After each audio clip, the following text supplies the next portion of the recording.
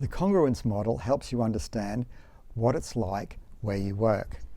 And the premise of it is this, that success comes from alignment or congruence. So the more congruent or aligned various elements of the organization are, the more likely the organization will be successful, the more likely you are to be successful in your context.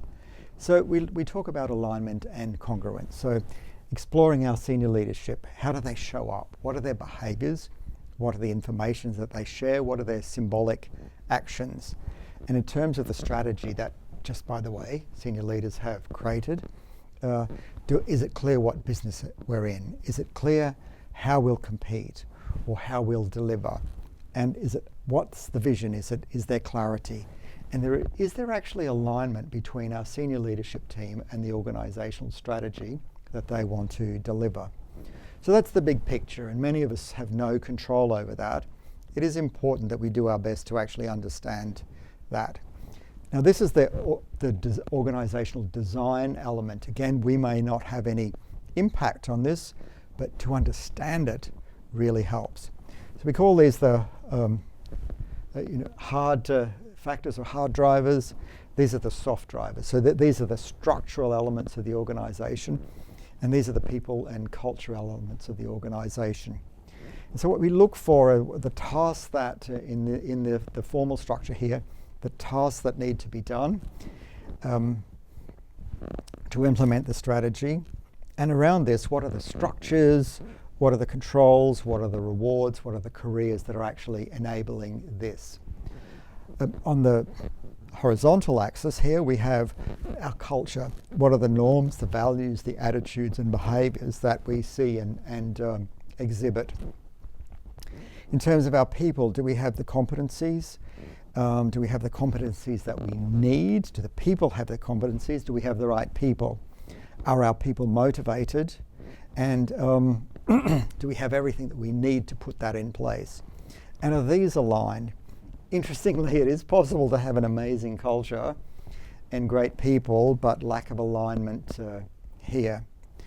And then we start to get quite challenging elements of this. Does it work this way as well? Do we have the people to deliver these tasks? Are these people rewarded in effective ways? Not just the other tasks to be done rewarded, but the people who are in those roles delivering, is that rewarded? Do we actually recognize the behavior in terms of the culture? Are there systems in place to actually reinforce the kind of culture that we want?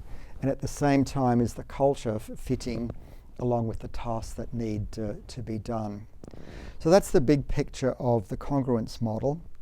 What is interesting about this is we may not have any control over that. We may not even have any visibility of this, but we will get a sense of that.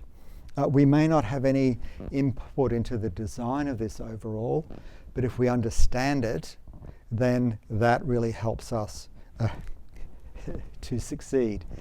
And as we start to bring it into a more of a micro level, we can think about this in terms of our team.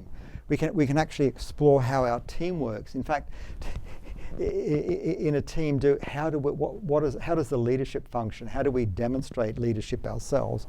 And how does it fit within the organizational division?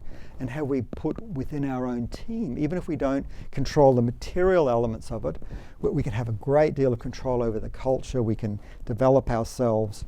So it's really important, I think, that at the very least we have an understanding of how organizations work, how it works around here, and how, with whatever context we're in, also understanding that and doing our absolute best to bring the best forward.